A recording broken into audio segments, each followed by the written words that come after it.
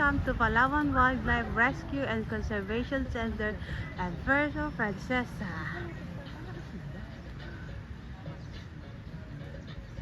Hi guys, welcome back to my channel. I'm here in Puerto Princesa, Palawan. We're going inside now in the lobby.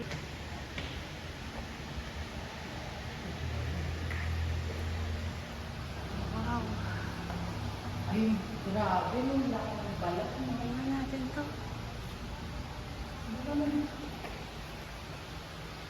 Guys, ito ay totoong balat ng crocodile. At saka ito naman yung kanyang fossil. Sila po group picture na yung pito, tapos hintayin nyo na ng guide ninyo kasi may mga guide po sila. Picture tayo dito. Yan guys, so ang haba ng fossil. Saan likod na dito? Siya po si Rio. Na ay 5 meters. Siya po yung largest crocodile dahil Si Rio to? Si Rio? Ito yung nababalita? si Lolong po yun. Si Lolong. Si Lolong. Ito si Rio. Si Lolong ay nasa Ang haba ni Rio. Okay. Ito pala si Rio, yung largest crocodile before. And then she died and now it's Lolong na. Si Lolong na nasa National Museum. Tingnan natin ito. Ay, grabe guys, may fossil dito oh. Ano to? Hawksbill turtle. Tingnan nyo guys. Ang ganda niya.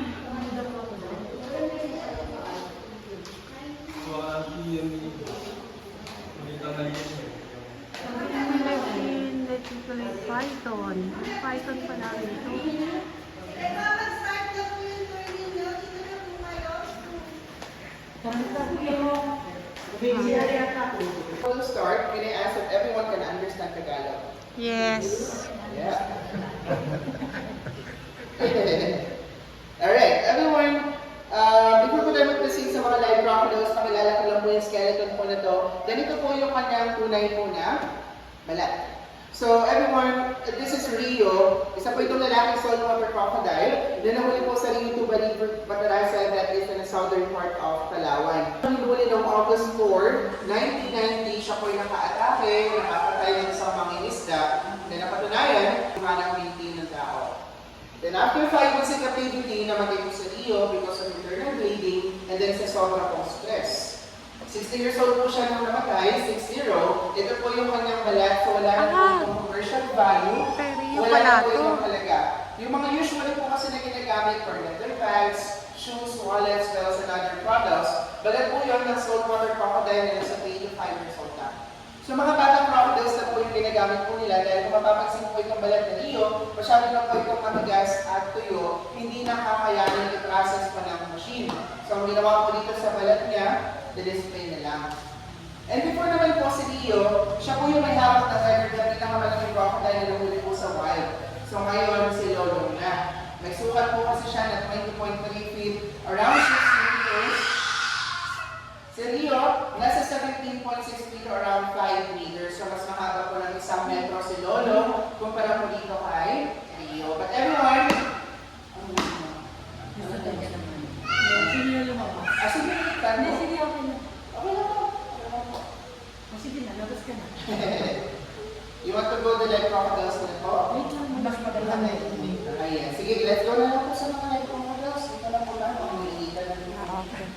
Kamay ka pa ng Okay. So, by the way po, si Lolo, if you remember, so mas malaki po siya kay Rio ng almost 1 meter. Si Lolo po is nasa 20.3 feet, around 6 meters. Si Rio, nasa 17.6 feet, around 5 meters. But everyone, Lolo po is not from here in Palawan. Siya po ay galing ng Agusan Marsh sa Mindanao.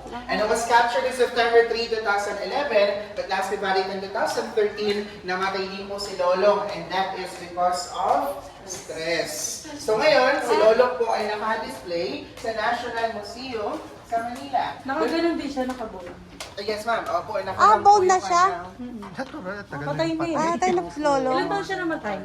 Namatay po siya at the age of 90 years old po. Ay, 90? Oo, kaysa kaya hindi pa siya naging centenarian. Sayang mo, hindi ka nakakuha ng 100,000. ayan. Natanda, tanong ko lang, ano ba ang lifespan ng mga crocodile? Ang lifespan po nila ma'am, 100 years po. Talaga 100. So kaya sa lolong na talaga siya kasi Actually po, yung name po na Lolong, yun po is in honor po sa kanyang lead captor na si Mr. Ernesto Lolong Puñate. Siya po yung former employee ng project na to. Siya yung taga Palawan na nakagawa po ng trap para mahuli po si Lolong ng crocodile. But suddenly, before po mahuli si Lolong ng crocodile, namatay po si Mr. Ernesto dahil po sa atake po sa puso. I see. Sobrang pagod na rin po kasi almost ilang araw na po sila naghahanap sa crocodile po na yun eh. So napagod din po. Then yung maintenance po niya, hindi niya po nadala. So ibig sabihin po nun may sakit talaga po siya sa puso. Thank you guys for watching. Please subscribe to my YouTube channel and God bless us all.